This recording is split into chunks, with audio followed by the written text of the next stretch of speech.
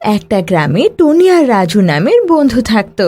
ওরা খুব ভালো বন্ধু ছিল। একদিন রাজু টনিকে বলি, আরে টনি, তোর কাকা রঘু কলকাতায় থাকে না রে? চল না একবার দেখা করে আসি। হ্যাঁ ভাই রাজু, আমারও তো খুবই ইচ্ছে করে, কিন্তু রঘু কাকার এখান থেকে গিয়ে অনেক বছর হয়ে গেছে, আর আমরা দেখাও তো করিনি। আরে টনি, তুই এসব কি যাতা কথা বলছিস?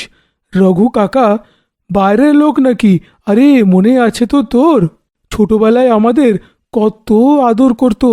আমার তো ইচ্ছে একবার গিয়ে ওনার সাথে দেখা করার, আর এই সময় আমরা একটু কলকাতাও ঘুরে নেব। এইভাবে রাজু টনিকে কাকুর সাথে দেখা করতে মানিয়ে নেয়। রাজু আর টনি কলকাতাগামী ট্রেনে বসে যায়। দুজনে খুবই খুশি ছিল। তখনই চায়ওয়ালা আসে। ও নিজের মুখ কাপড়ে ঢেকে রেখেছিল। রাজু চায়ওয়ালাকে ডাকে আর বলে, আরে চা কাকু, দুটো চা দিন তো। আর আপনি নিজের মুখটা এরকম ঢেকে রেখেছেন কেন? কিন্তু চায়ওয়ালা কিচ্ছু বলে না আর রাজুকে 2 কাপ চা ধরিয়ে দেয়। আরে কিছু বলুন আপনি।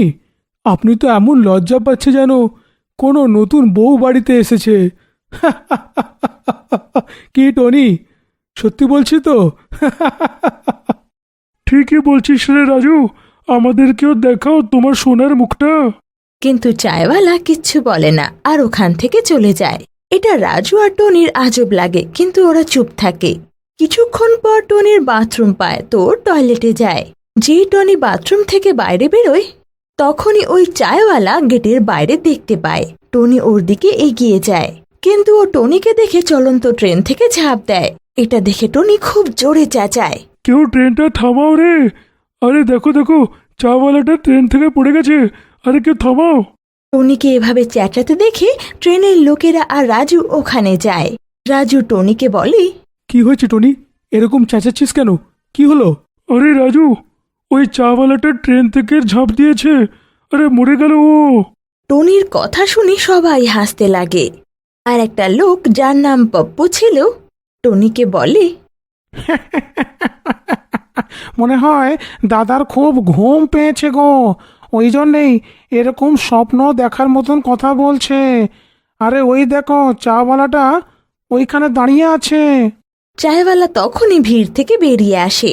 আর চায়ওয়ালাকে চোখের সামনে দেখে ও ভয় পেয়ে যায় আর বলে, আরে এ এ- এ কি করে হতে পারে? এ তো ট্রেন থেকে ঝাঁপ মেরে দিয়েছিল, এখন এখানে কি করে এসে গেল রে? আরে টনি, তুই গিয়ে শুয়ে পড়। তোর কোথাও মনের ভুল হয়েছে রে। এই চাওয়ালাটা তো নিজের জায়গায় বসে আছে, দেখ না, ভালো করে দেখ। চল এখন গিয়ে একটু শুয়ে পড়। তারপর সবাই নিজের সিটে গিয়ে বসে পড়ে। টনি বারবার সেই চায়ওয়ালাকে দেখতে লাগে, আর চায়ওয়ালা হাসতে হাসতে টনিকে দেখছিল। এটা দেখে টনি আরো ভয় পেয়ে যায়। রাত্রে টনি আর রাজু নিজের সিটে শুয়ে পড়ে। কিছুক্ষণ পর টনির চোখ খুলে তো দেখে সেই চায়ওয়ালা ওর পায়ের কাছে দাঁড়িয়ে। কে তুমি? আর এরকম করে দেখছো কেন? আর নিজের মুখটা দেখাচ্ছ না কেন? চায়ওয়ালা টনির কথা শুনে নিজের মুখ থেকে কাপড় সরিয়ে দেয়। চায়ওয়ালার মুখ বিভৎস হয়েছিল। ও একটা বিভৎস চেহারার ছিল। চায়ওয়ালা টনির দিকে হাসতে হাসতে বলে,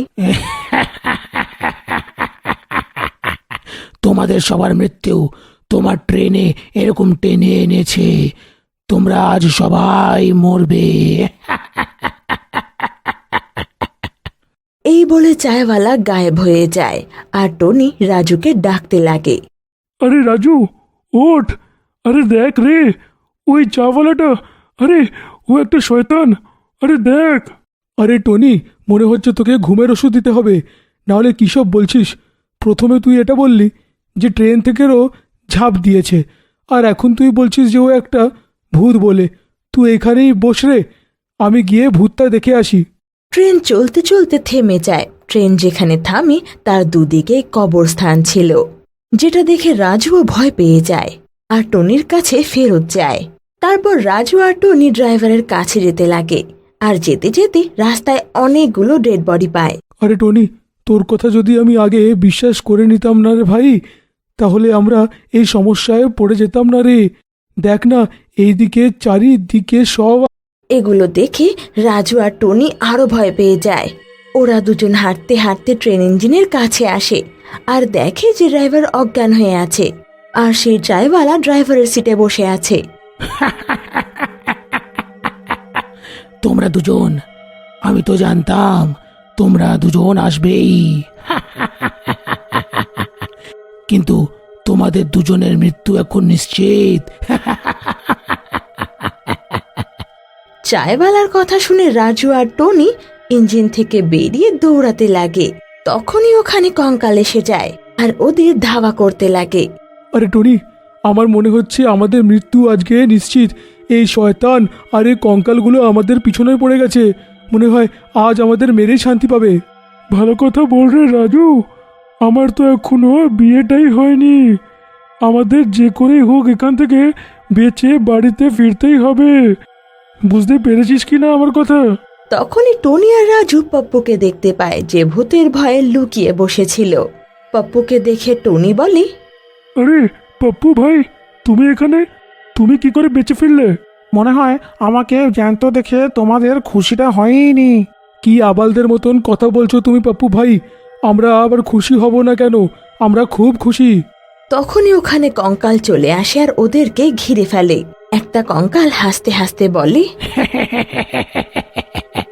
কি ভেবেছিলে আমাদের হাত থেকে বেঁচে যাবে তোমরা? না রে, তোরা আজকে মরবি, মরবি তুই। আর কিভাবে জানি না পাপ্পুর কাছে শক্তি চলে আসে আর ও কঙ্কালকে জোরে একটা লাত মারে। কঙ্কাল ওখানে ভেঙে গুঁড়ো হয়ে যায়। এটা দেখে পাপ্পু হাসতে হাসতে বলে, আগের থেকেই তো ভাঙাচোড়ায় ছিলিস, একটা লাথি খেয়ে পড়েই গেলি। আবে, ওর কিছুই হয়নি বে। ওই দেখ, ওই কঙ্কালটা আবার নিচে থেকেই জুড়ে যাচ্ছে। ভাইয়েরা, বেশি সানি দেওয়াল হওয়ার কোনো দরকার নেই রে। এর আগে এরা রেগে যাক, আমাদের এখান থেকে পালানো উচিত। তারপর টনি, রাজু আর পাপ্পু ওখান থেকে পালাতে লাগে আর পালানোর জন্য একটা দেওয়ালের পেছনে লুকিয়ে যায়। আমরা বেঁচে গেলাম, আর ওই কঙ্কালগুলো আমাদের পিছু আর করতেই পারলো না। আরে আমরা এক জায়গা থেকে বাঁচলাম আর অন্য জায়গায় এসে ফেসে গেলাম। আরে এটা তো ওই কবর গাঁর ভাই। আরে আমরা এখন মরবো রে, আমরা শিওর এখন মরবো।